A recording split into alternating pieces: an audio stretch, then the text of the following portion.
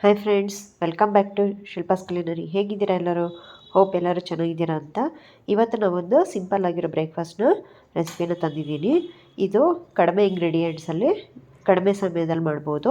ಇದಕ್ಕೆ ಅವಲಕ್ಕಿ ಬೇಡ, ಉದ್ದಿನಬೇಳೆ ಬೇಡ, ನೆನೆಸೋದು ಬೇಡ, ಹೀಗೆ ಬೇಗ ಮಾಡ್ಕೋಬೋದು. ಇದಕ್ಕೆ ಬೇಕಾಗಿರೋದು 2 ಕಪ್ಪು ಜೋಳದ ಹಿಟ್ಟು, ಅದಕ್ಕೆ 1 ಕಪ್ಪು ಚಿರೋಟಿ ರವೆನ ತೊಗೊಳ್ತಾ ಇದ್ದೀನಿ. ಈಗ 2 ಕಪ್ಪು ಜೋಳದ ಹಿಟ್ಟಿಗೆ 1 ಕಪ್ಪು ಚಿರೋಟಿ ರವೆ, ಇದಿಷ್ಟನ್ನು ಹಾಕ್ಕೊಂಡು ಡ್ರೈ ಪೌಡರ್ ಮಾಡ್ಕೋಬೇಕು ಮಿಕ್ಸರಲ್ಲಿ. ಸೊ ಇದು ನೆನೆಸೋದು ಬೇಡ, ಏನು ಬೇಡ, ಇನ್ಸ್ಟೆಂಟಾಗಿ ಆಗೋಗ್ಬಿಡುತ್ತೆ. ಈಗ ಅವಲಕ್ಕಿ ಮತ್ತು ಉದ್ದಿನಬೇಳೆ ಏನು ಇಲ್ದಲ್ಲೇ ಇದನ್ನು ದೋಸೆ ಮಾಡ್ಕೋಬೋದು. ಇದನ್ನು ಯಾರು ಬೇಕಾದರೂ ಲೈಕ್ ಬ್ಯಾಚುಲರ್ಸು ಮತ್ತು ವರ್ಕಿಂಗ್ ವುಮನು, ತುಂಬ ಕಡಿಮೆ ಟೈಮ್ ಇದೆ ಅನ್ನೋರು ಮಾಡ್ಕೋಬೋದು. ಈಗ ಏನು ಮಿಕ್ಸರಲ್ಲಿ ನಾವು ಪೌಡ್ರ್ ಮಾಡ್ಕೊಂಡಿದ್ವಲ್ಲ ಅದನ್ನು ಚೆನ್ನಾಗಿ ಮಿಕ್ಸ್ ಮಾಡಿಕೊಂಡು ಈಗ ನಾನು ನೀರನ್ನ ಹಾಕ್ಕೊಂಡು ಫಸ್ಟ್ ಗಟ್ಟಿಯಾಗಿ ಗಂಟಿಲ್ದಲೇ ಕಲಿಸ್ಕೋಬೇಕು. ಈ ಅಳತೆ ಪ್ರಮಾಣದ ಹಿಟ್ಟಿಗೆ ನನಗೆ 3 ಲೋಟ ನೀರು ಹಿಡೀತು. ಫಸ್ಟು ಸ್ವಲ್ಪ ಹಾಕ್ಕೊಳ್ತಾ ಈ ಥರ ಗಟ್ಟಿಗೆ ಕಲಿಸ್ಕೋಬೇಕು. ಸೊ ದಟ್ ಅವಾಗ ಗಂಟಾಗೋದಿಲ್ಲ. ಈ ಥರ ಚೆನ್ನಾಗಿ ಈ ಥರ ಕಲಿಸ್ಕೋಬೇಕು. ಈಗ ಮತ್ತೆ ಸ್ವಲ್ಪ ನೀರು ಹಾಕ್ಕೊಂಡು ಮತ್ತೆ ಮಿಕ್ಸ್ ಮಾಡ್ಕೋಬೇಕು. ಈ ಥರ ಮಾಡೋದ್ರಿಂದ ಗಂಟಾಗೋದಿಲ್ಲ. ಈಗ ನೋಡಿ ಎಲ್ಲೂ ಗಂಟಾಗಲಿಲ್ಲ. ಸೊ ಅಷ್ಟು 3 ಲೋಟ ನೀರನ್ನು ನಾನು ಬಳಸ್ಕೊಂಡು ಈ ಥರ ದೋಸೆ ಹಿಟ್ಟು ಕಲಿಸಿದ್ದೀನಿ. ಇದೇನಿಲ್ಲ ಅಂದರೆ ಒಂದು 10-15 ನಿಮಿಷ ನೆಂದರೆ ಸಾಕು, ಬಂದೇ ಬಿಡುತ್ತೆ ದೋಸೆ.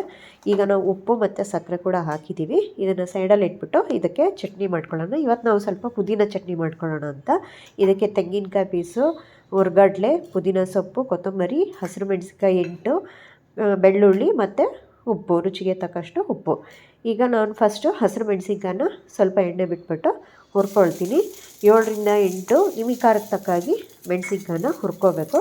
ಚೆನ್ನಾಗಿ ಹುರ್ಕೊಂಡ್ಮೇಲೆ ಇದನ್ನು ಮಿಕ್ಸಿಗೆ ಹಾಕ್ಕೊಂಡು ಮಿಕ್ಕಿದೆಲ್ಲ ಇಂಗ್ರೀಡಿಯೆಂಟ್ಸು ಲೈಕ್ ತೆಂಗಿನಕಾಯಿ, ಹುರ್ಗಡ್ಲೆ ಎಲ್ಲ ಹಾಕ್ಕೊಂಡು ರುಬ್ಕೋಬೇಕು. ಫಸ್ಟು ಈಗ ನಾನಿಲ್ಲಿ ಪುದೀನ ಸೊಪ್ಪು ಕೂಡ ಹುರ್ಕೊಳ್ತೀನಿ, ಹಸಿ ವಾಸನೆ ಹೋಗಬೇಕು. ಪುದೀನ ಸೊಪ್ಪು ಹಾಗೆ ಹಾಕಿದ್ರೆ ವಾಸನೆ ಹಸಿದಿರುತ್ತೆ, ಪ್ಲಸ್ ಪರಿಮಳ ಚೆನ್ನಾಗಿ ಬರೋಲ್ಲ. ಆಮೇಲೆ ಕಲರು ತುಂಬ ಗ್ರೀನಾಗಿ ಬಂದುಬಿಡುತ್ತೆ. ಕಾಯಿ ಚಟ್ನಿ ಮಾಡುವಾಗ ಅದು ಆ ಥರ ಆಗಬಾರ್ದು. ಸೊ ಪುದೀನ ಹುರ್ಕೊಂಡಿದ್ದೀನಿ. ಇನ್ನು ಮಿಕ್ಕಿದ್ದು ಫಸ್ಟು ಹುರ್ಗಡ್ಲೆ, ಕಾಯಿ, ಬೆಳ್ಳುಳ್ಳಿ, ಉಪ್ಪು ಎಲ್ಲ ಹಾಕ್ಕೊಂಡು ಡ್ರೈ ಗ್ರೈಂಡ್ ಮಾಡ್ಕೊಳ್ತೀನಿ. ಈಗ ಅದಕ್ಕೆ ನೀರು ಹಾಕ್ಕೊಂಡು ಹುರಿದಿಟ್ಕೊಂಡಿರೋಂಥ ಪುದೀನ ಸೊಪ್ಪನ್ನ ಹಾಕ್ಕೊಂಡು ಕೊತ್ತಂಬರಿ ಸೊಪ್ಪು ಒಂದು ಅರ್ಧ ಬಟ್ಲಷ್ಟು ಹಾಕ್ಕೊಂಡು ಚೆನ್ನಾಗಿ ರುಬ್ಕೊಳ್ತೀನಿ. ಸೊಪ್ಪು ಲಾಸ್ಟಲ್ಲಿ ಹಾಕೋದ್ರಿಂದ ರುಚಿ ಚೆನ್ನಾಗಿ ಬರುತ್ತೆ. ಈಗ ನಾವು ಆಲೂಗಡ್ಡೆ ಪಲ್ಯನ ಮಾಡ್ಕೊಳ್ತಾ ಇದ್ದೀವಿ. ರೆಗ್ಯುಲರ್ ದೋಸೆ ಮಾಡೋಕ್ಕಾಗಲ್ಲ ಅಂದಾಗ ಈ ಥರ ಇನ್ಸ್ಟೆಂಟ್ ದೋಸೆ ಮಾಡಿಕೊಂಡು ನೀವು ಆಲೂಗಡ್ಡೆ ಪಲ್ಯ ಚಟ್ನಿ ಮಾಡಿಕೊಂಡ್ರೆ ತುಂಬ ಚೆನ್ನಾಗಿರುತ್ತೆ ಕಾಂಬಿನೇಷನ್ನು. ಈ ಸಲ ನಾವು ಜೋಳದ ಹಿಟ್ಟನ್ನು ಉಪಯೋಗಿಸ್ಕೊಂಡು ಮಾಡ್ತಾ ಇರೋದ್ರಿಂದ ಹೆಲ್ದಿನೂ ಇರುತ್ತೆ ದೋಸೆ. ಮತ್ತು ಉದ್ದಿನಬೇಳೆ, ಅವಲಕ್ಕಿ ಎಲ್ಲ ನೆನೆಸೋದು, ರುಬ್ಬೋದು ಅದೆಲ್ಲ ನಮಗೆ ಟೈಮ್ ಇಲ್ಲ, ಮರ್ತೋಯ್ತು ನೆನೆಸೋದು ಅಂತಂದಾಗ ಈ ಥರ ಜೋಳದ ಹಿಟ್ಟು ಮನೇಲಿದ್ದರೆ ಉಪಯೋಗಿಸ್ಕೊಂಡು ಮಾಡ್ಬೋದು. ತುಂಬ ಕಡಿಮೆ ಟೈಮಲ್ಲಿ ಆಗುತ್ತೆ. ಸೊ ಈಗ ನೋಡಿ ಈರುಳ್ಳಿ ಮತ್ತು ಮೆಣಸಿನ್ಕಾಯಿ ಎಲ್ಲ ಒಗ್ಗರಣೆ ಹಾಕ್ಕೊಂಡು ಈಗ ಅರಿಶಿನ ಹಾಕ್ಕೊಂಡು ಬೇಯಿಸಿ ಇಟ್ಟಿರುವಂಥ ಆಲೂಗೆಡ್ಡೆನ ಮ್ಯಾಶ್ ಮಾಡಿಕೊಂಡು ಹಾಕ್ಕೊಂಡ್ರೆ ಆಲೂಗೆಡ್ಡೆ ಪಲ್ಯ ರೆಡಿಯಾಗುತ್ತೆ.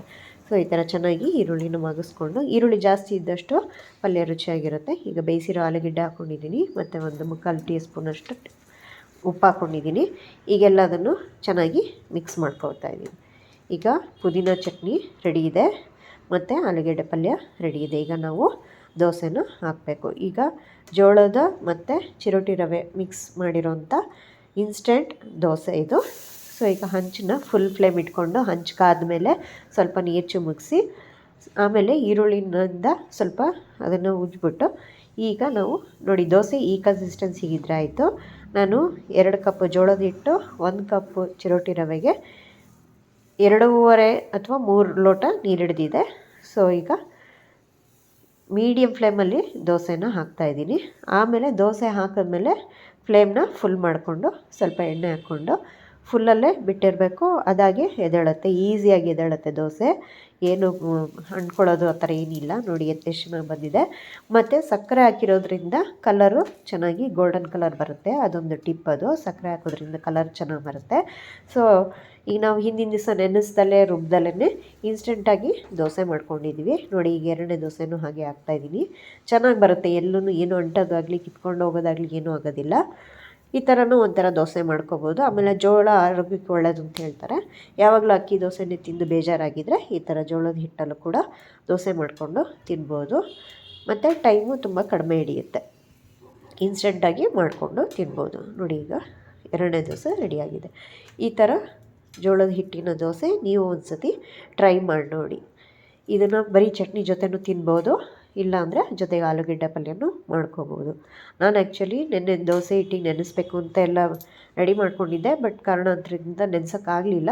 ಸೊ ಹಾಗಾಗಿ ಈ ಇನ್ಸ್ಟೆಂಟ್ ಜೋಳದ ದೋಸೆ ಮಾಡಿಕೊಂಡೆ, ಜೋಳದ ಹಿಟ್ಟಿನ ದೋಸೆ. ನೀವು ಒಂದು ಸತಿ ಈ ಥರ ಟ್ರೈ ಮಾಡಿ ನೋಡಿ, ಬೇಗನೆ ಆಗೋಗುತ್ತೆ, ಸಿಂಪಲ್ಲಾಗೂ ಮಾಡ್ಬೋದು. ಈ ವಿಡಿಯೋ ಇಷ್ಟ ಆಗಿದ್ದರೆ ಲೈಕ್ ಮಾಡಿ, ಶೇರ್ ಮಾಡಿ, ಸಬ್ಸ್ಕ್ರೈಬ್ ಮಾಡಿ ಹಾಗೂ ಕಮೆಂಟ್ ಮಾಡಿ. ಯಾರೆಲ್ಲ ನನ್ನ ಚಾನಲ್ನ ಸಬ್ಸ್ಕ್ರೈಬ್ ಮಾಡಿಲ್ಲ ದಯವಿಟ್ಟು ಸಬ್ಸ್ಕ್ರೈಬ್ ಮಾಡಿಕೊಂಡು ನೋಡಿ. Thanks for watching.